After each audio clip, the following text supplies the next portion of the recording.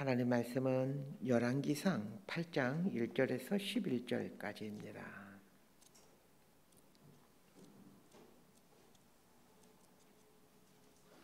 열왕기상 8장 1절에서 11절까지 말씀 번갈아 가며 읽습니다. 제가 먼저 읽겠습니다.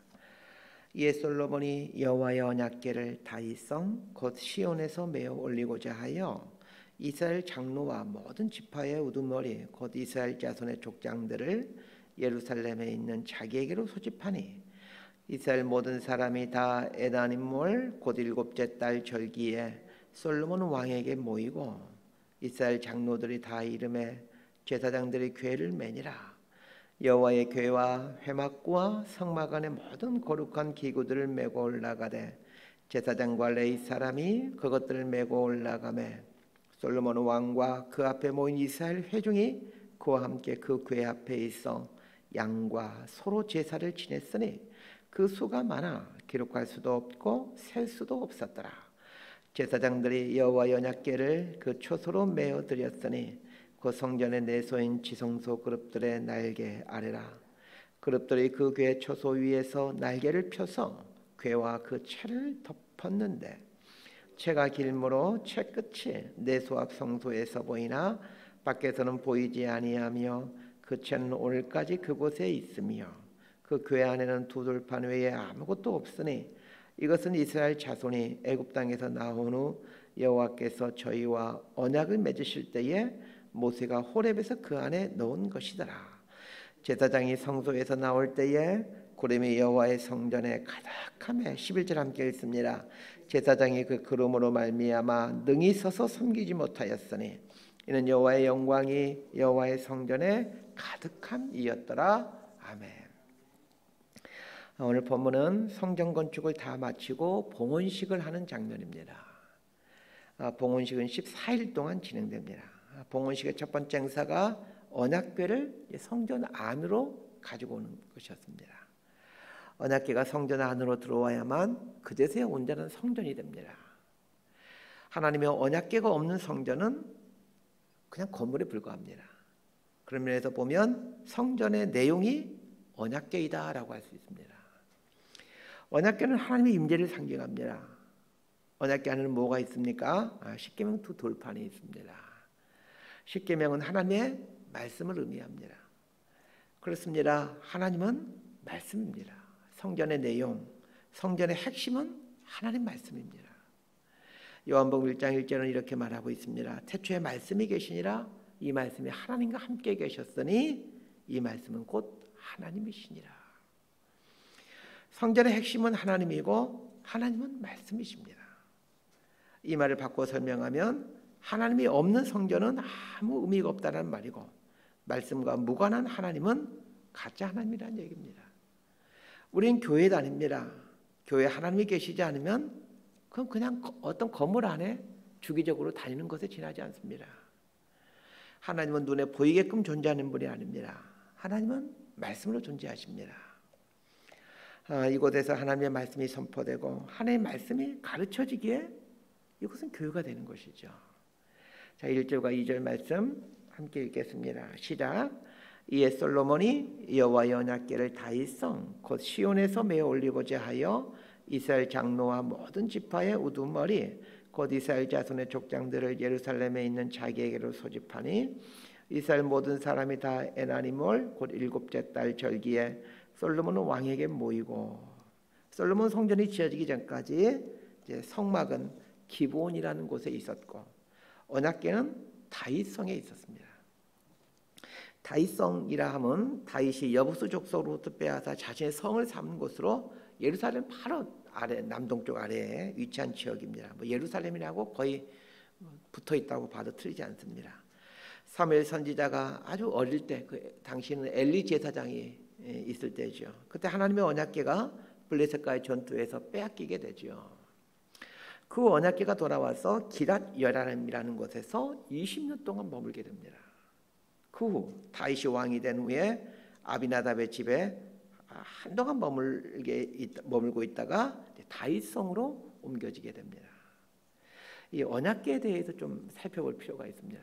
왜 언약궤가 중요하냐면 하나님의 성전 중에서 가장 중요한 지성소 안에 가장 중요한 곳에 위치해 있기 때문에 저 언약궤가 없으면 하나님의 성전이라 할 수 없기에 언약궤는 성전의 중심이기에 이 언약궤에 대해서 좀 깊이 알 필요가 있습니다. 이 언약궤, 언약궤는 상자이죠. 언약궤가 중요하다기보다는 사실은 언약이 중요합니다. 언약궤 안에 있는 십계명은 하나님과 이스라엘 백성들 사이에 맺은 그 언약입니다. 성경을 꿰뚫고 있는 중요한 주제 중에 하나가 언약입니다.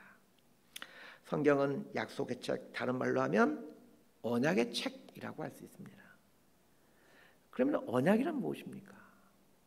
우리말로는 약속이라는 말과 비슷한 말이지만 조금 더 정확한 말은 계약이라는 말입니다. 우리도 무슨 계약을 맺죠. 부동산 계약 같은 걸 이렇게 종종 맺지 않습니까? 이 언약이라고 번역된 히브리어 단어가 베리트라는 단어입니다. 베리트라는 말은 자르다라는 뜻입니다. 왜 언약을 자르다라는 뜻의 베리트라는 단어를 쓰는 것일까요? 고대 시대에 언약을 맺는 장면을 보게 되면 금방 이해가 됩니다. 창세기 15장에 보면 이제 하나님과 아브라함이 언약식을 맺는 장면이 나옵니다. 하나님께서 100세에 가까운 아브라함에게 자식을 주겠다라고 약속하십니다. 그러면서 하나님이 아브라함 보고 우리 언약을 맺자. 내가 너에게 자식을 주겠다라는 이 약속, 계약을 맺을 텐데 우리 계약식을 갖자. 이렇게 말씀하십니다. 창세기 15장 9절과 10절 말씀 읽어드립니다. 여호와께서 그에게 이르시되 나를 위하여 3년 된 암소와 3년 된 암염소와 3년 된 순염소와 산비둘기와 집비둘기 새끼를 가져올지니라. 아브라함이 그 모든 것을 가져다가 그 중간을 쪼개고 그 쪼갠 것을 마주 대하여 놓고 그 새는 쪼개지 아니하였으며. 하나님께서 아브라함에게 한 약속을 반드시 지키겠다는 증표로 언약식을 거행하게 되죠. 그래서 아브라함이 이제 언약식을 할 준비를 하게 되는데 짐승들을 중간으로 쪼개어서 서로 벌려놓습니다. 그러니까 뭐 소가 뭐 소나 뭐 이런 양이나 이런 것들을 가운데로 팍 자릅니다. 자르놓고는 반쪽은 이쪽에, 반쪽은 이쪽에 놓는 거예요. 자, 그러면 언약식은 어떻게 하는 것입니까? 창세기 15장 17절 제가 읽어드립니다. 해가 져서 어두울 때에 연기 나는 화로가 보이며 타는 횃불이 쪼갠 고기 사이로 지나더라. 타는 횃불이 쪼갠 고기 사이로 지나더라. 이렇게 말하고 있는데 여기서 타는 횃불이란 하나님을 말합니다. 하나님께서 쪼갠 고기 사이로 지나가는 것, 이것이 언약식을 하는 모습입니다. 언약을 히브리어로 베리트라고 말씀드렸습니다. 언약식을 하기 위해서 동물들을 쪼개 놓게 되는데 그 쪼개는 것, 그것이 베리트입니다. 베리트라는 단어의 뜻이 자르다, 쪼개다라는 뜻이라고 말씀드렸죠. 동물들을 쪼개어서 어느 정도 거리를 두고 그 계약하는 당사자들이 그 쪼갠 고기 사이를 왔다 갔다 합니다. 이것이 계약, 언약식을 맺는 모습입니다. 우리 같으면 지금 시라면 소위 인감도장 찢는 행위라고 할 수 있습니다. 언약을 맺을 때 쪼갠 고기 사이로 왔다 갔다 하는 이유는 만약에 이 약속, 이 계약을 어길 경우에 이 쪼개어진 짐승처럼 나를 쪼개어 죽여도 좋다라는 뜻입니다. 그래서 언약에는 하나님께서 당신의 생명을 담보로 하고 약속했다라는 의미를 가지고 있습니다. 우리는 성경을 하나님의 약속, 언약으로 받아들이고 있습니다. 성경의 말씀은 하나님께서 당신의 생명을 담보로 하고 반드시 그렇게 하겠다는 약속입니다. 만약 내가 한 이 약속대로 성경 말씀을 하지 않으면 나를 쪼개어서 죽여도 좋다는 뜻입니다. 그렇기 때문에 성경 말씀은 반드시 이루어지는 말씀입니다. 왜냐하면 성경 말씀대로 하지 않으면 말씀을 주신 하나님을 죽여도 되기 때문입니다. 좀 이상한 말 같겠지만 하나님께서 죽기 싫으서라도 이 약속을 이루어 가십니다. 그래서 말씀을 붙잡고 사는 사람은 반드시 형통할 수밖에 없습니다. 왜냐하면 영원하시고 전능하신 하나님이 당신의 목숨을 담보로 한 약속이 이 성경 말씀이기 때문입니다. 하나님의 언약이 이처럼 중요하기에 언약인 십계명의 두 돌판을 넣은 언약궤는 성전의 마지막 클라이막스를 알 수 있습니다. 성전을 지을 때는 기술자들만 성전 건축에 참여했었죠. 그러나 언약궤가 다윗성에서 성전으로 옮겨질 때는 모든 이스라엘 백성들이 참여합니다. 자, 3절에서 5절까지 말씀 함께 읽습니다. 시작. 이스라엘 장로들이 다 이름에 제사장들이 궤를 매니라. 여호와의 궤와 회막과 성막 안의 모든 거룩한 기구들을 메고 올라가되 제사장과 레위 사람이 그것들을 메고 올라가매 솔로몬 왕과 그 앞에 모인 이스라엘 회중이 그와 함께 그 궤 앞에 있어 양과 소로 제사를 지냈으니 그 수가 많아 기록할 수도 없고 셀 수도 없었더라. 이 언약궤와 관련해서 아주 중요한 단어가 하나 나오는데 메다라는 단어입니다. 여러분 이 단어를 성경에 갖고 계신 분들 이렇게 밑줄을 그어 놓으시길 바랍니다. 하나님께서 맨 처음 언약궤를 만들려고 하는 순간부터 언약궤를 운반할 때는 반드시 레위인들이 메고 갈 것을 말씀하셨습니다. 언약궤는 들고 가는 것이 아니라 어깨에 메고 가는 것입니다. 언약궤와 관련해서 비극적인 사건이 성경에 등장하죠. 사무엘하 6장에 보면 그 우사라는 사람이 언약궤 때문에 죽는 장면이 나옵니다.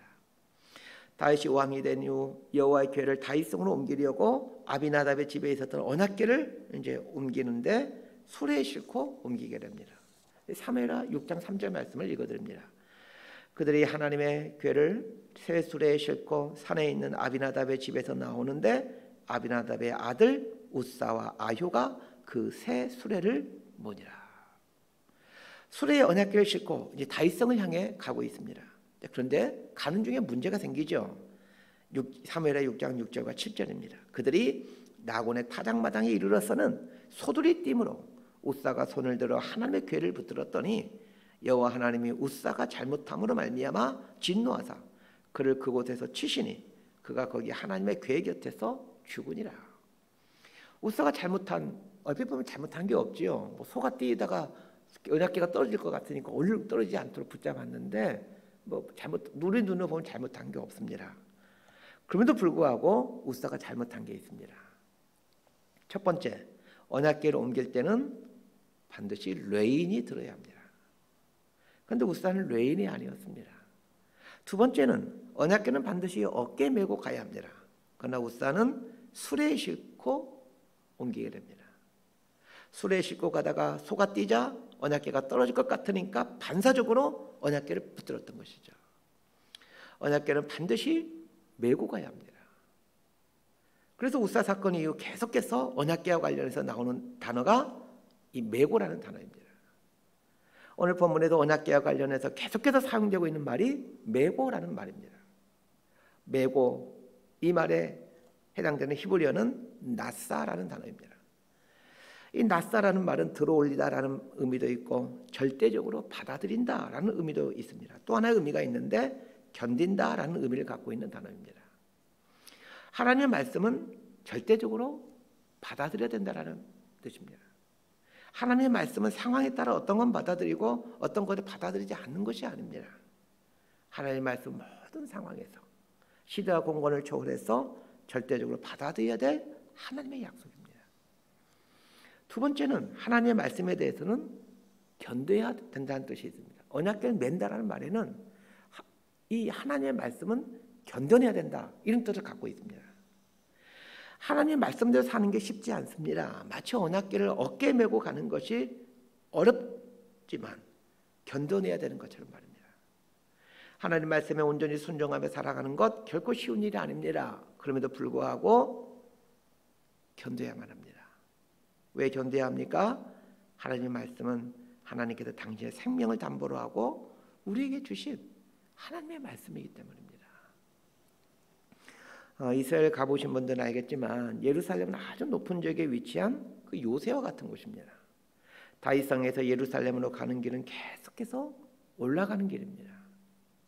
그럼에도 불구하고 올라가는 길이라 할지라도 언약궤가 무겁다고 수레에 싣고 가거나 들고 가서는 안 됩니다. 무겁겠지만 메고 가야 하고 무겁겠지만 견뎌내야 됩니다. 하나님의 말씀은 무거운 짐이 될 때가 많습니다. 하나님의 말씀에 순종하지 않는 현실적인 이유는 하나님 말씀에 순종하기 무겁기 때문입니다. 여러분 하나님 말씀 잘 보십시오. 순종하기 참 어려운 말씀들 많이 나옵니다.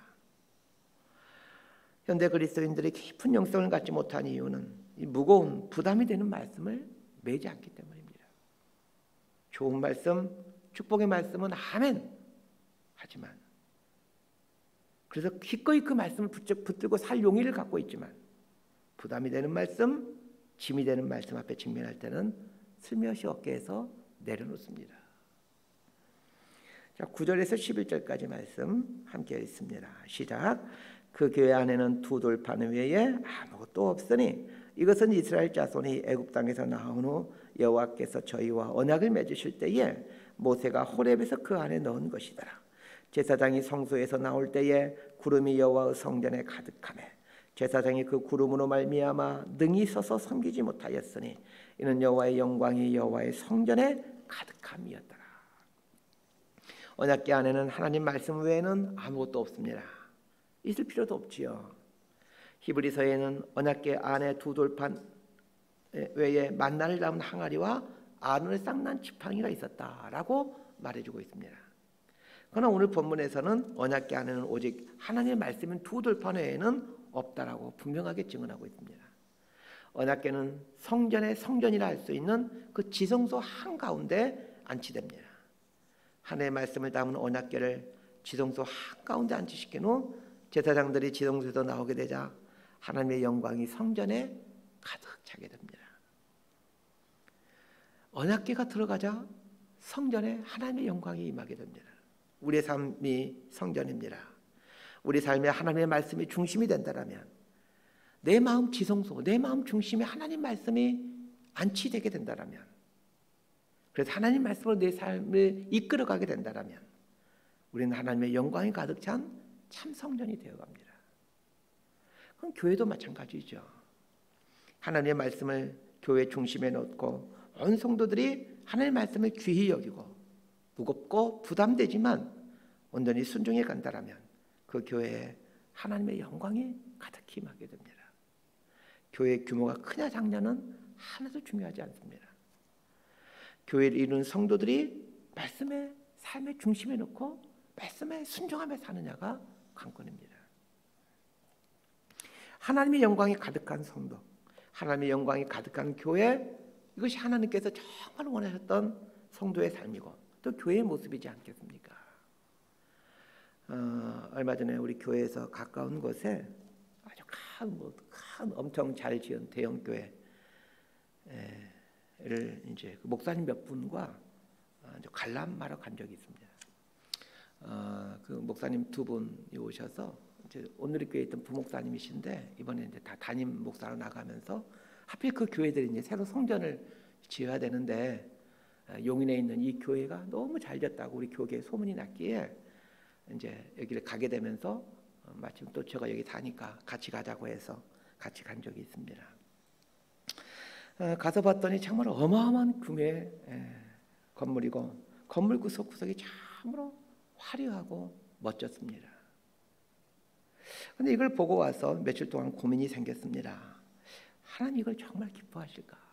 볼 때는 너무 좋았는데 곰곰이 생각해 보니 하나님 이걸 정말 기뻐하실까?